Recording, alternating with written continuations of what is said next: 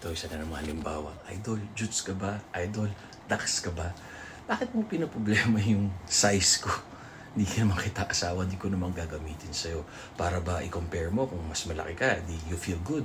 Kung mas malaki ako, you feel bad. O, ganun. Don't compare yourself to others. Kung naibigay sa'yo ng Lord, ano yung pinaghirapan mo, be a better version of yourself today than you were yesterday. Kasi if you keep on comparing yourself to others, you'll never be happy. May kasabihan nga sila comparing yourself to others steals the joy in one's heart. Parang ganyan, you'll never be satisfied or contented in life. So, ganun lang. May kanya-kanya tayong journey sa fitness, sa trabaho, sa career, sa love life. Yung iba, inuna yung career. Kaya, ayan.